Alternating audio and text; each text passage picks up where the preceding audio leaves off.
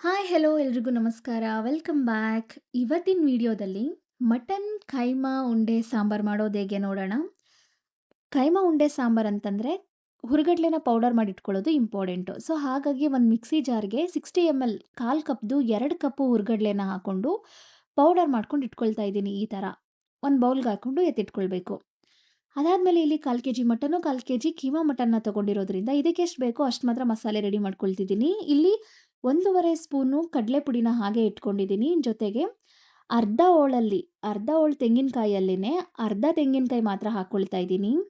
ಹಾಗೆ ಜೊತೆಗೆ 4 ಪೀಸ್ ಚಕ್ಕೆ, 4 ಲವಂಗ, 1 ಏಲಕ್ಕಿ, 1 ಗೆಡ್ಡೆ ಬೆಳ್ಳುಳ್ಳಿ, ಅರ್ಧ ಇಂಚು ಶುಂಠಿ, ಸ್ವಲ್ಪ ಗಸಗಸೆ, ಅರ್ಧ ಈರುಳ್ಳಿ, ಸ್ವಲ್ಪ ಪುದೀನ, ಸ್ವಲ್ಪ ಕೊತ್ತಂಬರಿ ಸೊಪ್ಪನ್ನ ಹಾಕ್ಬಿಟ್ಟು ಮಸಾಲೆನ ರುಬ್ಕೊಂಡು ಬರಬೇಕು. ಇದನ್ನ ಒಂದು ಬೌಲ್‌ಗೆ ಎತ್ತಿಟ್ಕೊಳ್ಳೋಣ.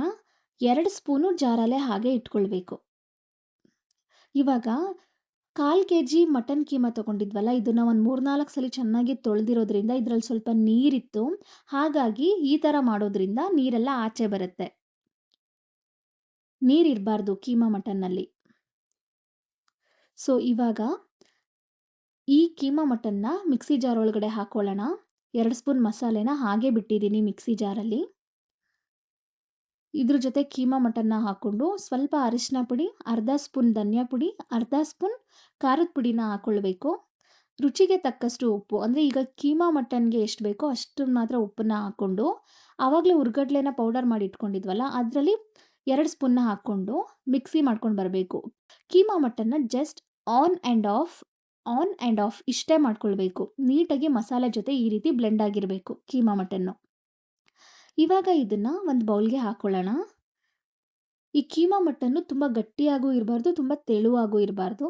ಆಲ್ಮೋಸ್ಟ್ ಇದು ಕರೆಕ್ಟಾಗಿದೆ. ಇನ್ನೊಂದು ಸ್ವಲ್ಪ ಗಟ್ಟಿ ಮಾಡ್ಕೊಳ್ಳೋಣ. ಹಾಗಾಗಿ ಒಂಚೂರು ಒಂದು ಹಾಫ್ ಸ್ಪೂನ್ 2 ಸಲ ಕಡಲೆ ಪುಡಿನ ಹಾಕ್ಕೊಂಡು ಮಿಕ್ಸ್ ಮಾಡ್ಕೊಳ್ತಾ ಇದ್ದೀನಿ.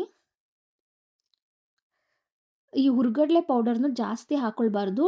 ಸಾಂಬಾರ್ ರುಚಿನೇ ಚೇಂಜ್ ಆಗಿಬಿಡುತ್ತೆ. ನೋಡಿಕೊಂಡು ಕಡಿಮೆ ಹಾಕ್ಕೊಳ್ಬೇಕು. ಸೊ ಇವಾಗ ಈ ಥರ ಕಲಿಸ್ಕೊಂಡ ಮೇಲೆ ನೋಡಿ ಕನ್ಸಿಸ್ಟೆನ್ಸಿ ಕರೆಕ್ಟಾಗಿದೆ. ಇವಾಗ ಕೈಗೆ ಎಣ್ಣೆ ಅಥವಾ ತುಪ್ಪನ ಹಾಕ್ಕೊಂಡು ಚಿಕ್ಕದಾಗಿ ಉಂಡೆಗಳಾಗಿ ಮಾಡಿಟ್ಕೊಳ್ಬೇಕು.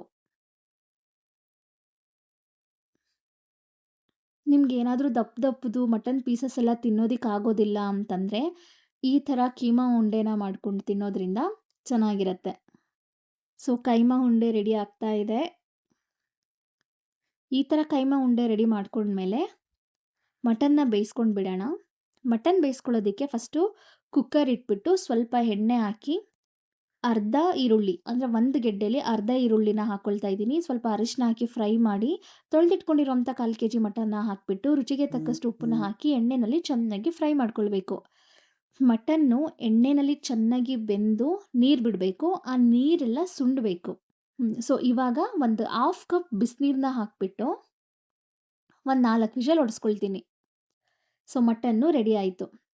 ಈಗ ಒಂದು ಬಾಣಲಿ ಇಟ್ಟು ಸ್ವಲ್ಪ ಎಣ್ಣೆ ಹಾಕಿ ಅರ್ಧ ಗೆಡ್ಡೆ ಈರುಳ್ಳಿನ ಕಟ್ ಮಾಡಿ ಹಾಕ್ಕೊಳ್ತಾ ಇದ್ದೀನಿ. ಎಣ್ಣೆಯಲ್ಲಿ ಚೆನ್ನಾಗಿ ಫ್ರೈ ಮಾಡ್ಕೊಳ್ಬೇಕು. ಅದಾದ ನಂತರ ಸ್ವಲ್ಪ ಕೊತ್ತಂಬರಿ ಸೊಪ್ಪು, ಆವಾಗಲೇ ರುಬ್ಬಿಟ್ಕೊಂಡಿದ್ವಲ್ಲ ಮಸಾಲೆ, ಅದನ್ನು ಹಾಕ್ಕೊಳ್ಬೇಕು. ಜೊತೆಗೆ ಸ್ವಲ್ಪ ಅರಿಶಿನ, 1 ಸ್ಪೂನ್ ಖಾರದ ಪುಡಿ, 1 ಸ್ಪೂನ್ ಧನಿಯಾ ಪುಡಿನ ಹಾಕಿಬಿಟ್ಟು ಹಸಿ ಸ್ಮೆಲ್ ಹೋಗೋವರೆಗೂ ಚೆನ್ನಾಗಿ ಫ್ರೈ ಮಾಡ್ಕೊಳ್ಬೇಕು. ಈ ಥರ. ಇದಾದಮೇಲೆ ಬೇಯಿಸಿಟ್ಕೊಂಡಿರುವಂಥ ಮಟನ್ನ ಹಾಕ್ಕೊಳ್ಬೇಕು. ಸೊ ನೀರನ್ನ ನೋಡ್ಕೊಂಡು ಹಾಕ್ಕೊಳ್ಳಿ. ಕನ್ಸಿಸ್ಟೆನ್ಸಿ ಹೇಗೆ ಬೇಕೋ ಹಾಗೆ. ನಾನಿಲ್ಲಿ ಮುದ್ದೆ ಅನ್ನಕ್ಕೆ ಮಾಡ್ತಿರೋದ್ರಿಂದ ನಾನು ಸಾಂಬಾರು ಥರನೇ ಮಾಡ್ಕೊಳ್ತಿದ್ದೀನಿ. ಇವಾಗ ಈ ಸಾಂಬಾರಿಗೆ ಉಂಡೆ ಮಾಡಿಟ್ಕೊಂಡಿರುವಂಥ ಕೈಮಾ ಉಂಡೆಗಳನ್ನ ಹಾಕ್ಕೊಳ್ತಾ ಇದ್ದೀನಿ. ಕೈಮಾ ಉಂಡೆ ಹಾಕಿದ ತಕ್ಷಣ ಸೌಟಿಂದ ತಿರುಗೋದಕ್ಕೆ ಹೋಗಬೇಡಿ. 3 4 ನಿಮಿಷ ಬೇಯಿಸ್ಕೊಳ್ಬೇಕು ಫಸ್ಟು. ಕೈಮಾ ಉಂಡೆನ ಹಾಕಿದ ತಕ್ಷಣ 3 4 ನಿಮಿಷ ಬೇಯಿಸ್ಕೊಂಡ ಮೇಲೆ ಆಮೇಲೆ ನಿಧಾನವಾಗಿ ತಿರುಗಿಸ್ಕೊಳ್ಬೇಕು. ಇಲ್ಲ ಅಂದರೆ ಕೈಮಾ ಉಂಡೆ ಎಲ್ಲ ಬ್ರೇಕ್ ಆಗಿಬಿಡುತ್ತೆ, ಪುಡಿ ಪುಡಿ ಆಗೋಗ್ಬಿಡುತ್ತೆ. ಸೊ ನೀವು ಇವಾಗ ನೋಡ್ತಿರಬಹುದು ಎಷ್ಟು ನೀಟಾಗಿ ಬೇಯ್ತಾ ಇದೆ ಅಂತ. ನಾನು ಸೌಟಲ್ಲಿ ತಿರುಗಿಸ್ತಿದ್ರು ಕೂಡ ಕೈಮಾ ಉಂಡೆ ಏನೂ ಹಾಳಾಗ್ತಾ ಇಲ್ಲ. ತುಂಬ ಚೆನ್ನಾಗಿ ಆಗ್ತಾ ಇದೆ. ನೀಟಾಗಿ ಬೇಯ್ತಾ ಇದೆ. ಒಂದು 10ರಿಂದ 15 ನಿಮಿಷ ಬೇಯಿಸ್ಕೊಂಡ್ರೆ ಸಾಕು. ಸೊ ಲಾಸ್ಟಿಗೆ ಈ ಥರ ಕಸೂರಿ ಮೇಥಿನ ಹಾಕ್ಕೊಂಡ್ರೆ ಒಳ್ಳೆ ಫ್ಲೇವರ್ ಬರುತ್ತೆ. ತುಂಬ ಚೆನ್ನಾಗಿರುತ್ತೆ ಕೈಮಾ ಉಂಡೆ. ಕೈಮಾ ಉಂಡೆ ಮಾಡೋ ಪ್ರೊಸೆಸ್ ಸ್ವಲ್ಪ ಲೆಂತಿ ಅನಿಸುತ್ತೆ. ಕೈಮಾ ಉಂಡೆಗಳನ್ನ ಮಾಡಿಕೊಂಡು ಮಟನ್ನ ಬೇಯಿಸ್ಕೊಂಡ್ಬಿಟ್ರೆ ನೀಟಾಗಿ ಒಗ್ಗರಣೆ ಮಾಡ್ಕೊಳ್ಬಹುದು. ಇಷ್ಟೇ. ತುಂಬ ಚೆನ್ನಾಗಿರುತ್ತೆ. ನೀವು ಒಂದ್ಸಲ ಟ್ರೈ ಮಾಡಿ. ಮತ್ತು ನೀವು ನೋಡ್ತಿರಬಹುದು ಕೀಮಾ ಮಟನ್ ಎಷ್ಟು ನೀಟಾಗಿ ಬೆಂದಿದೆ ಅಂತ, ಎಷ್ಟು ಹದವಾಗಿ ಬೆಂದಿದೆ ಅಂತ. ತುಂಬ ಗಟ್ಟಿನೂ ಇಲ್ಲ, ತುಂಬ ತೆಳುವಾಗೂ ಬಿಚ್ಕೊಳ್ತಾ ಇಲ್ಲ. ಎಷ್ಟು ಸಾಫ್ಟಾಗಿ ಓಪನ್ ಮಾಡ್ತಾ ಇದ್ದೀನಿ, ನೀವು ನೋಡ್ತಿರಬಹುದು. ಸೊ ತುಂಬ ಚೆನ್ನಾಗಾಗಿತ್ತು. ಹಾಗೆ ಮಟನ್ ಕೂಡ ಅಷ್ಟೇ, ಮಟನ್ನು ನೀಟಾಗಿ ಬೇಯಿಸ್ಕೊಂಡಿದ್ದೀನಿ. ಮಟನ್ ಆಗಲಿ ಚಿಕನ್ ಆಗಲಿ ನಾನ್ ವೆಜ್ ಅಂತ ಬಂದಮೇಲೆ ನೀಟಾಗಿ ಬೇಯಿಸ್ಕೊಳ್ಬೇಕು.